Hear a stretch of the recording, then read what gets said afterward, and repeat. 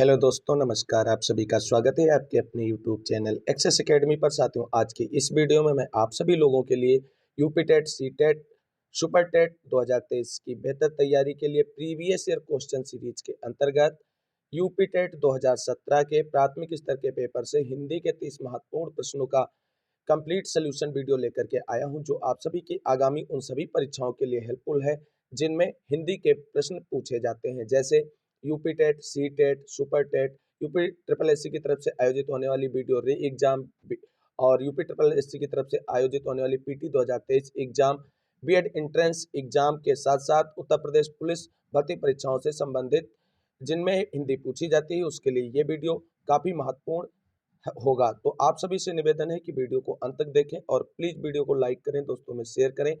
आगे की तैयारी को फ्री ऑफ कास्ट जारी रखने के लिए चैनल को सब्सक्राइब करके बेल आइकन जरूर दबाएं।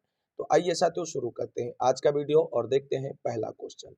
निमिष शब्द का पर्याय है ऑप्शन ए प्रकाश, ऑप्शन बी छिद्र, ऑप्शन सी पूर्ण, ऑप्शन डी क्षण। तो इस प्रश्न का राइट आंसर क्या होगा? आप सभी लोग फटाफट कमेंट करें। इस प्रश्न का right answer option number D होगा, क्षण। अगला प्रश्न है, निष्कपट शब्द का संधि विच्छेद क्या होगा? ऑप्शन ए निधन कपट, ऑप्शन बी निधन कपट, ऑप्शन सी निधन कपट और ऑप्शन डी निधन कपट। तो साथियों, इस प्रश्न का राइट आंसर होगा ऑप्शन नंबर ए निधन कपट। निष्कपट में विसर्ग संधि है। अगला प्रश्न है, अत्यंत शब्द में कौन सा उपसर्ग प्रयोग हुआ है? ऑप्शन ए अत, ऑप्शन बी ए आ और ऑप्शन सी अति और ऑप्शन डी अति। साथियों, इस प्रश्न का राइट आंसर होगा ऑप्शन नंबर डी, अत्यंत शब्द में प्रयुक्त उपसर्ग अति है। अगला प्रश्न है,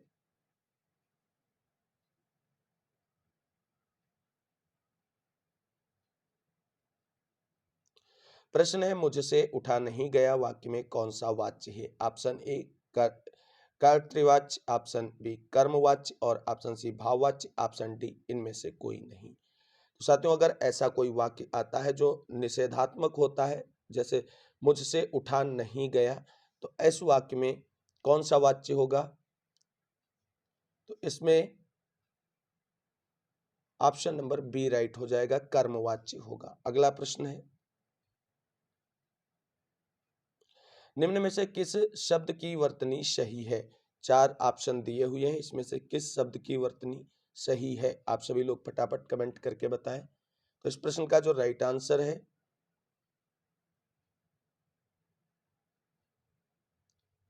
इसमें आ आगे का कटा हुआ है, तो राइट आंसर होगा ऑप्शन नंबर बी, अनुगृहीत।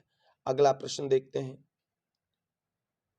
उपत्यका का अर्थ क्या होता है? ऑप्शन ए सूर्य जिस पर्वत के पीछे से निकलता है, ऑप्शन बी प्राणियों के पेट का एक अंग, ऑप्शन सी पर्वत का शिखर, ऑप्शन डी पर्वत के पास की भूमि। तो इस प्रश्न का राइट आंसर होगा ऑप्शन नंबर डी, उपत्यका का अर्थ होता है पर्वत के पास की भूमि। अगला प्रश्न देखते हैं, अगला प्रश्न है, जिससे पूर्व से कोई आशा ना हो या जिसकी पूर्व से कोई आशा ना हो, उसके लिए एक शब्द क्या होगा? ऑप्शन ए प्रत्याशा, ऑप्शन बी अप्रत्याशित, ऑप्शन सी अपरिमेय और ऑप्शन डी अनाहूत। साथियों, इस प्रश्न का राइट आंसर होगा ऑप्शन नंबर बी, अप्रत्याशित होता है। अगला प्रश्न है, अपेक्षा का विशेषण रूप क्या है? ऑप्शन ए सापेक्ष, ऑप्शन बी उपेक्षा, ऑप्शन सी निरपेक्ष, ऑप्शन डी अपेक्षित। तो साथियों, इस प्रश्न का राइट आंसर होगा ऑप्शन नंबर डी, अपेक्षा का विशेषण रूप अपेक्षित बनेगा। अगला प्रश्न है,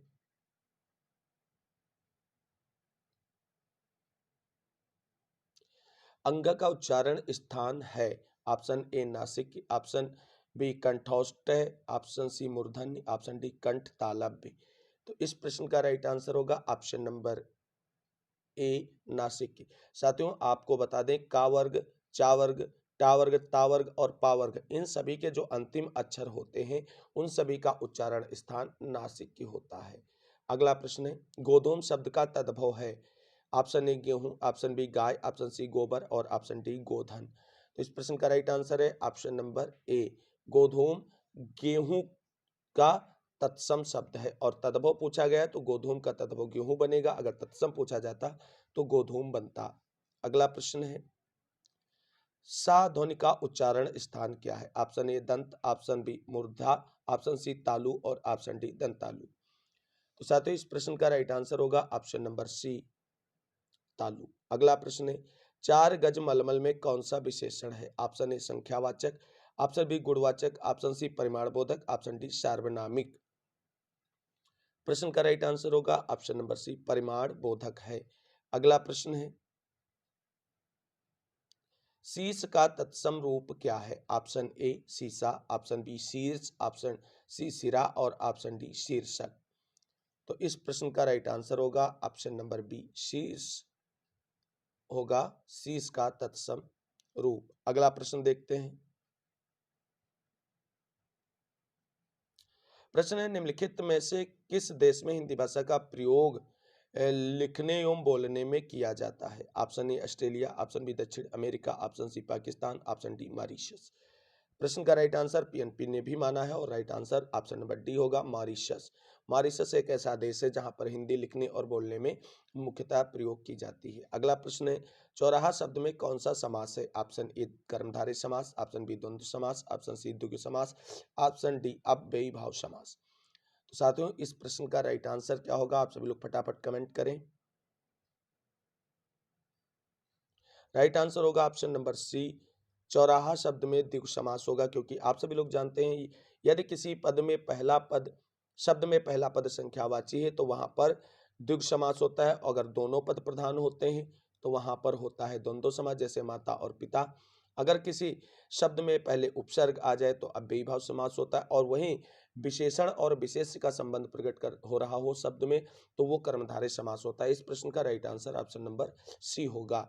अगला प्रश्न देखते हैं।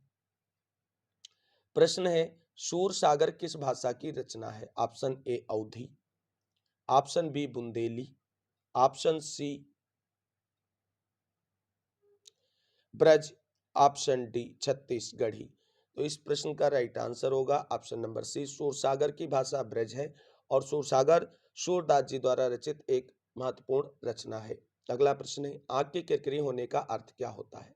ऑप्शन ए अप्रिय लगना, ऑप्शन बी धोखा देना, ऑप्शन सी कष्टदायक होना, ऑप्शन डी बहुत प्रिय होना। तो आंखों की किरकिरी होना मतलब क्या होगा right answer? Option number C इसका राइट होगा कष्टदायक होना।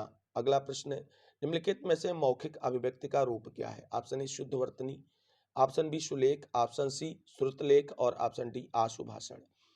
तो इस प्रश्न का राइट आंसर होगा ऑप्शन नंबर डी आशुभाषण मौखिक अभिव्यक्ति का एक रूप है। अगला प्रश्न है,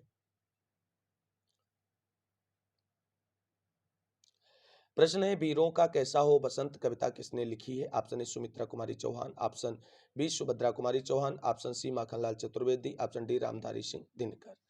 साथियों इस प्रश्न का राइट आंसर होगा option number B Subhadra Kumari Chauhan. अगला प्रश्न है, हिंदी भाषा में कितनी बोलियां हैं? Option A 15, option B 25, option C 18 और ऑप्शन डी 22। तो इस प्रश्न का जो राइट आंसर होगा ऑप्शन नंबर सी 18 बोलियां हैं। अगला प्रश्न है, निम्नलिखित में से कौन सी व्याकरण और वर्तनी से शुद्ध भाषा कहलाती है? ऑप्शन ए साहित्यिक भाषा, ऑप्शन बी प्रांजल भाषा, ऑप्शन सी व्याकरणिक भाषा, ऑप्शन डी मानक भाषा। तो इस प्रश्न का राइट आंसर होगा ऑप्शन नंबर डी मानक भाषा जो है वो व्याकरण और वर्तनी से शुद्ध भाषा कहलाती है। अगला प्रश्न है, भारतीय युग में निकलने वाली पत्रिका युग्म कौन सा है? Option A Kavivachan Sudha, Hindi Pradeep, option B Saraswati और माधुरी, ऑप्शन डी कल्पना और ज्ञानोदय, ऑप्शन डी नवनीत और कादम्बिनी। तो राइट आंसर क्या होगा? इस प्रश्न का राइट आंसर होगा ऑप्शन नंबर ए कविवचन सुधा और हिंदी प्रदीप जो पत्रिकाएं हैं ये भारतीय युग में निकलने वाली प्रमुख पत्रिकाएं थी। अगला प्रश्न है, निम्नलिखित में से कौन सा रासो आलाखंड के नाम से जाना जाता है या प्रसिद्ध है? Option A Prithviraj Raso, option B Khuman Raso, option C Parmal Raso, option D Bisal Dev Raso. साथियों इस प्रश्न का राइट आंसर होगा option number C Parmal Raso जो है ये आलाखंड के नाम से जाना जाता है। अगला प्रश्न है, तदभव पत्रिका के संपादक का नाम है? Option A Leeladhar Jagudi, option B Vishwanath Prasad Tiwari, option C Hare Prakash Upadhyay और ऑप्शन डी अखिलेश। तो साथियों इस प्रश्न का right answer option number D होगा तदभव पत्रिका के संपादक अखिलेश हैं। अगला प्रश्न है, 12 बरस लो कुकर जीवे अरु 13 लौ जिये सियार, ये पंक्तियां किसकी हैं? Option A Vidyapati, option B Chandbardai, option C Narpatinal, option D Jagnik.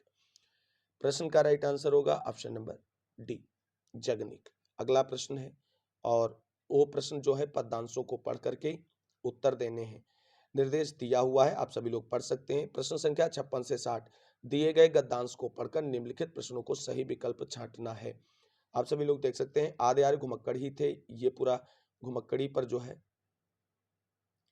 Passage है, आप इसे लोग आसानी से पढ़ सकते हैं और उसके बाद जो है इस पर आधारित प्रश्नों के उत्तर आप सभी को देने हैं।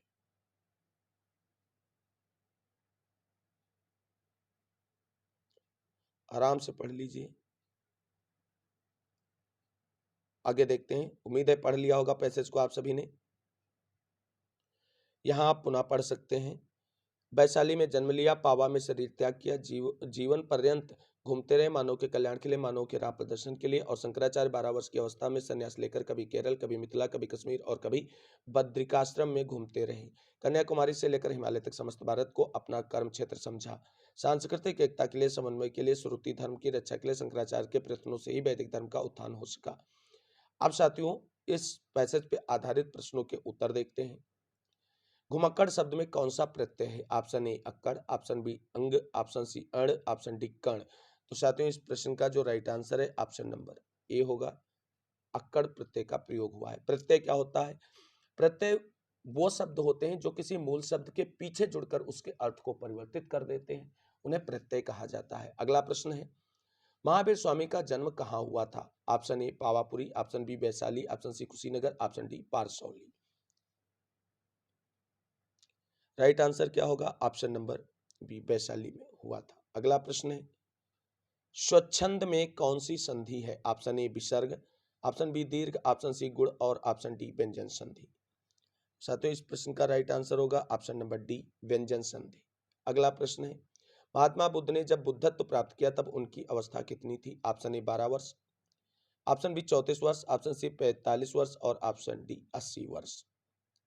राइट आंसर क्या होगा? इस प्रश्न का राइट आंसर होगा ऑप्शन नंबर बी 34 वर्ष की अवस्था में।